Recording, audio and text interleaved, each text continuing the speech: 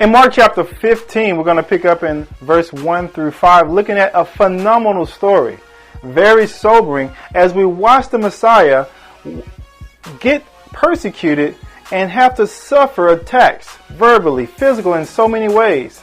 You and I, those of us who are serious about following the Messiah, should pay attention here. What do you do? What do you do? Not only, we used to ask with the bracelet, what would Jesus do? Now let's look at what does he do in those situations where you're like, this is it. I can't take this. This is wrong. Let's pick up in verse 1 and find out how he handles it.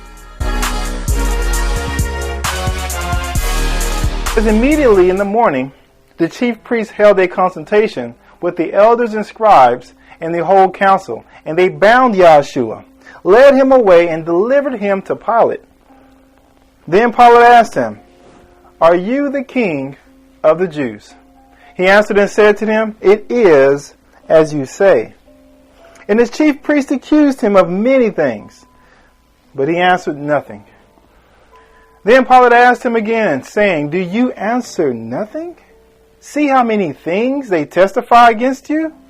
But Yahshua still answered nothing, so that Pilate marveled. Pilate marveled.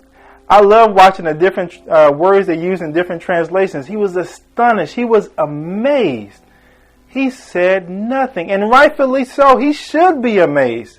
Isn't it uncommon to say nothing? When you have accusers pointing their crooked finger at you and telling of something that you did, falsely or even true sometimes, many will lie, but you would say something, yet he said nothing. And it wasn't just one person. It says many things were being thrown at him. You did this, you did that, you were wrong here, you lied about this, and nothing. Silence. Look, we can finish the talk right now. That point alone is enough to keep my mouth closed and sober my heart. Is that my response? When someone blatantly, flagrantly lies on me? When someone would step on my toe intentionally? When someone pushes me out of the way so they can get their own way, their own promotion, or cut me off in traffic intentionally because they're mad? Look, I keep saying intentionally because that makes it even more difficult to deal with. What do? Look, at these times, it's a natural, I would say, fleshly feeling oftentimes to feel the need to vindicate ourselves, protest, revolt, and cry out, "Justice! Justice should be had." But yet he's silent, and he's astonished by that. If you want to be like the Messiah, practice silence. Silence is not just golden, but it's godly, and often in many situations, like this one. Look, I'm astonished about what he didn't do, as we mentioned. He didn't seek out to set the record straight. He didn't get a picket sign and protest. He didn't physically attack these guys back. He didn't even verbally attack. He didn't defend himself. He didn't try to vindicate himself. He didn't use profanity. He was silent. Is this your response? If you want to get a wow and an amaze factor from people, keep silent. But what if we go further? This wasn't the only time that he kept silent. Look, if we continue reading that chapter, we find in verse 29 through 32, we pick up there and it says, "And those passed by blasphemed him, wagging their heads and saying, 'Aha, you who destroy the temple and build it in 3 days, save yourself. Come down from that cross.' Likewise, the chief priests also, mocking among themselves with the scribes, said, 'He saved others. He himself he cannot save.' Let the Messiah, the King of Israel, descend now from the cross, that we may see and believe, even those who were crucified with him." Reviled him. They insulted him. Even the people crucified. Can you imagine at the worst time of your life? This is the worst time of your life. You're up here for a crime you did not commit at all. And when you're kicked down in the dirt as low as you can go, they're adding salt to it. They're adding pains and blows to make it even worse by insulting and mocking you. Look at you now. Look at you now. And it would be different if he didn't have the power to come down. It'd be different if he could not call on legions of angels to come and minister to him at that moment. It'd be different if he had not that power. But he could just at a word's moment notice, just like this, and put them in their place. But he kept silent and said nothing. Isaiah 53, verse 7. In prophesying about what would happen, and speaking of Yahshua, it says he was oppressed. He was afflicted, but he did not open his mouth. He was led as a lamb to the slaughter, and as a sheep before its shearers is silent, but he did not open his mouth. Keep your mouth closed. Wow. Say something. Look, if you come from a culture and background like I've come from, the first instinct is says, you don't let nobody treat you like that. You're not a doormat. See, many of us come, it's just a human nature even. We come from a background that says, you don't let people walk all over you. Don't let nobody. And he did just that. Even the point they bounded him and took him away. How many of us who have been kicking and screaming, no, you not, I didn't do anything wrong. Where are my rights? What rights? What rights?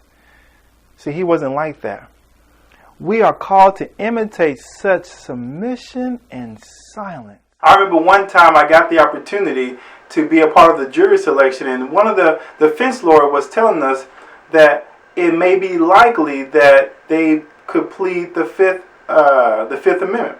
His client may plead the Fifth, and how will we feel about that? Well, if you don't know what the Fifth Amendment is, it's your right to remain silent for fear of incriminating yourself.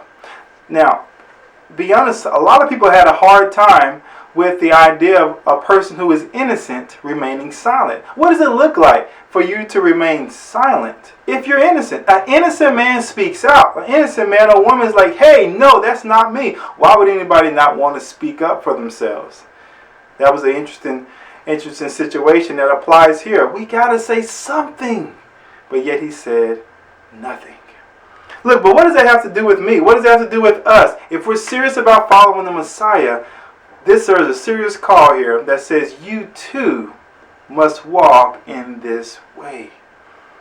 Look, there's two things. So if we're going to be called to be like him, there's two things that stood out to me that I want to share with you and close out here. One, he entrusted himself to him who judges justly.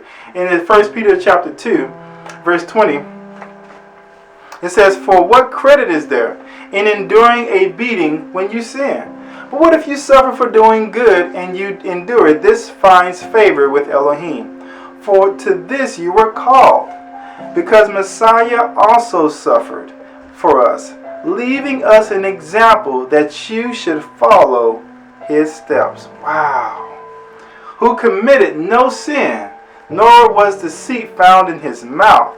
Who, being reviled, did not revile in return. Suffering did not threaten, but committed himself to him who judges righteously. Did you hear those words? He says he left us an example, guys, of how to suffer.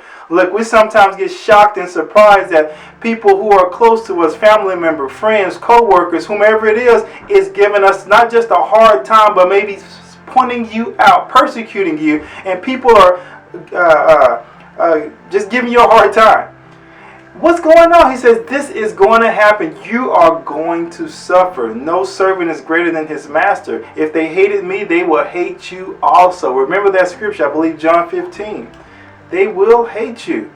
But he says, I'll left you an example of how to do it. And we're looking at that example now. It's sobering to follow in those meek and humble steps, like a sheep led to the slaughter. Even though he was innocent and wrong, think about that. Policeman knocking on your door. I need to see you. Put you in handcuffs. Let's go. I didn't do anything. No. He said, come on, let's go. That's my role. That's what I'm going to do. That's what I'm here for. They're going to do that. People are going to do that. Those things are going to happen. And he left us an example of what to do. How did he get over that? What was going on in his mind? It says he entrusted himself, guys. Look, he didn't entrust himself to the worldly judges that they set up. Obviously, they judged him incorrectly. He didn't trust himself to his parents or to those who are close to him who says, you're going to find out what the right thing to do here. And you're going to justify me. You're going to see that I'm right. He says, no, I don't trust to you, but to him who judges justly. You see, because it's easy to be silent and still have a war raging in your heart. But see, we can even see now into his heart that he was at peace because he was trusting in him who would judge correctly. Whether in this life or in the next, there are some great men who were not vindicated until their death. And he, in a lot of ways, was one of them. The second thing that stood out to me is he was not afraid to die. In Matthew chapter 16, verse 25, it says, for whoever wants to save their life will lose it. But whoever loses their life for me will find it. Look, second point, and I want to finish with this. Don't try to save your life. Stop trying to save your life. We spend so much of our time and energy, our arguments, our money, trying to save our life. What do you mean? What do we mean? Well, you're trying to win every argument. You're trying to save your face. You're trying to make sure you don't die. Make sure you're not made uncomfortable. You're trying to do everything to protect you. And he wasn't afraid of that. Look, it's easy to set up the defenses and fight and get the lawyers and just go at it and make sure people don't look at you in the wrong way. The hardest thing to do, though, is to die. Brothers and sisters, I'm calling you, and more importantly, he's calling you to die today. It's time that we put it on the cross. We lay it at his altar. He could have proven to them many times over in that procession how he was right. They couldn't even get their arguments together.